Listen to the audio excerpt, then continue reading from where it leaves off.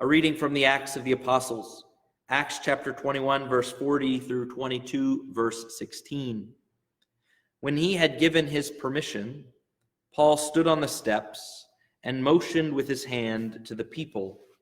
And when all was quiet, he addressed them in Hebrew. My brothers and fathers, listen to what I am about to say to you in my defense. When they heard him addressing them in Hebrew, they became all the more quiet. And he continued, I am a Jew, born in Tarsus in Cilicia, but brought up in this city. At the feet of Gamaliel, I was educated strictly in our ancestral law and was zealous for God, just as all of you are today. I persecuted this way to death, binding both men and women and delivering them to prison. Even the high priest and the whole council of elders can testify on my behalf. For from them I even received letters to the brothers and set out for Damascus to bring back to Jerusalem in chains for punishment those there as well. On that journey, as I drew near to Damascus, about noon, a great light from the sky suddenly shone around me. I fell to the ground and heard a voice saying to me, Saul, Saul, why are you persecuting me?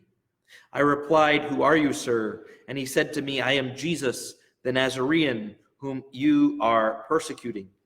My companions saw the light, but did not hear the voice.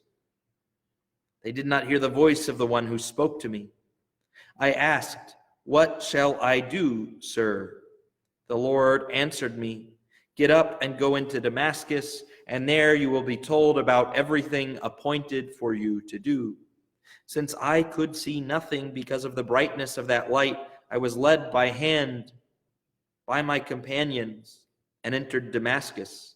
A certain Ananias, a devout observer of the law and highly spoken of by all the Jews who lived there, came to me and stood there and said, Saul, my brother, regain your sight. And at that very moment I regained my sight and saw him.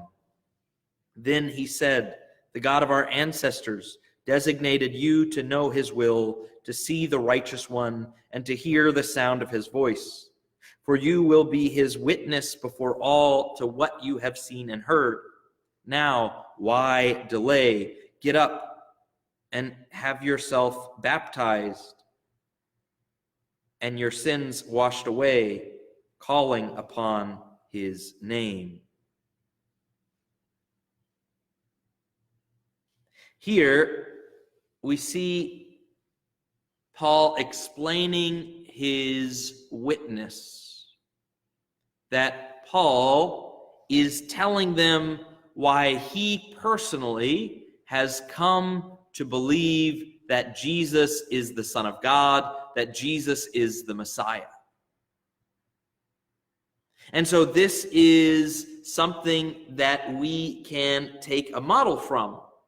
When we are explaining to others the faith, when we are explaining to others the Christian life, we can start like Paul with our witness. That we were transformed by Christ.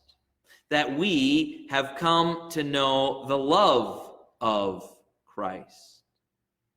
But we cannot be witnesses if we have not yet experienced Christ for ourselves. We cannot be witnesses if we do not know God. We cannot witness to him.